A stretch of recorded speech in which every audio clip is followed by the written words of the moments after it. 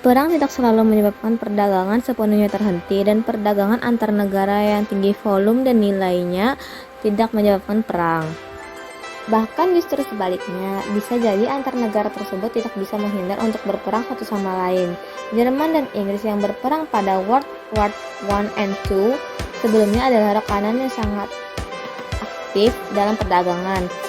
Pax Mercatoria, perdamaian melalui perdagangan, khususnya multilateral dan neoliberal, hanyalah ilusi dan bahkan cuma mitos, kata Dr. Muhammad Shaltut, dosen paradigma Graduate School of Diplomacy pada Forum Ekonomi Politik Lidik J. Rajbini bertajuk Dampak Perang Rusia-Ukraina, Ekonomi dan Politik Global, yang digelar melalui platform Twitter Space beberapa tahun lalu.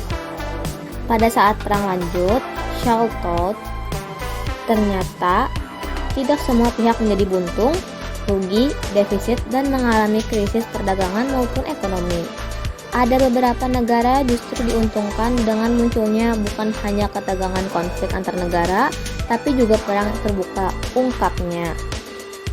Untung dan rugi secara ekonomi maupun perdagangan dalam konflik Rusia versus Ukraina ini bukan hanya bergantung pada sisi di mana kita berpihak secara politik, apakah pro-Rusia ataukah pro-Ukraina, tetapi juga bergantung pada interdependensi perdagangan kita, apakah dengan dijaring dagang aliansi besar Rusia ataukah aliansi Ukraina, US, dan Eropa.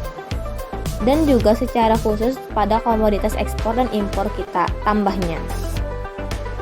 Menyinggung posisi Indonesia, Shaltut menyatakan bahwa sebagai negara net importir minyak bumi, harga minyak dan gas bumi semakin tinggi pasca meningkatnya eskalasi konflik Rusia versus Ukraina. Dalam jangka panjang, dapat merugikan Indonesia jika tidak disiasati betul. Dengan adanya economic shock terhadap APBN karena pandemi COVID-19, maka harga minyak dan gas yang tinggi akan semakin membebani APBN kita. Pertumbuhan ekonomi kita yang lumayan membaik pada tahun 2021 bisa jadi terdampak, katanya.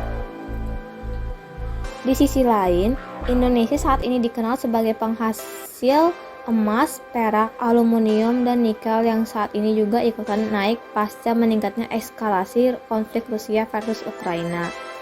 Jika kita bisa mengoptimalkan peluang ini, ekonomi kita bukan hanya selamat dari ancaman defisit karena dampak naiknya harga migas, tapi juga bisa untung besar. Namun, untuk mendapatkan untung besar, perlu strategi yang jitu terkait pertambangan, baik di hulu maupun hilirnya, termasuk tentu saja terkait pembangunan smelter dan lain-lain. Disinilah politik bebas aktif Indonesia menemukan relevansi dan signifikannya, ucapnya. Peneliti Indef Esa M. Rajbini, PhD, menyatakan bahwa terdapat beberapa dampak dari invasi Rusia terhadap Ukraina, khususnya terhadap ekonomi global, pemulihan ekonomi dunia post-Covid dengan ancaman inflasi yang telah terlihat dari beberapa negara maju, Amerika Serikat juga Indonesia, dan kenaikan harga komoditas dunia. Jika perang berlanjut, pemulihan ekonomi global juga terancam yang akan lebih rendah dari prediksi awalnya. SH juga menambahkan bahwa harga komoditas dunia pada 2022 mengalami kenaikan. Rusia adalah salah satu produsen dunia minyak bumi dan industri pertambangan seperti nikel, aluminium, dan palladium. Rusia dan Ukraina adalah eksportir utama gandum. Rusia juga produsen kalium karbonat potas pada bahan baku pupuk, ujarnya. Resiko perang lanjut ESA akan dapat berdampak pada kenaikan harga minyak bumi yang diperkirakan meningkat mencapai lebih dari $100 per barel. Sementara harga bahan bakar minyak meningkat di Amerika Serikat dan Eropa sebanyak 30%. Jika konflik berkepanjangan akan berdampak terhadap global supply chain. Supply chain saat ini mengalami hambatan logistik akibat COVID-19 yang memicu kenaikan harga komoditas. Jika suplai komoditas dan logistik pengiriman terhambat, serta infrastruktur utama seperti pelabuhan di area Black Sea jika rusak akibat perang, maka negara maju dapat memberikan sanksi banned atas komoditas Rusia. Hal itu pasti akan memperburuk harga komoditas, paparnya.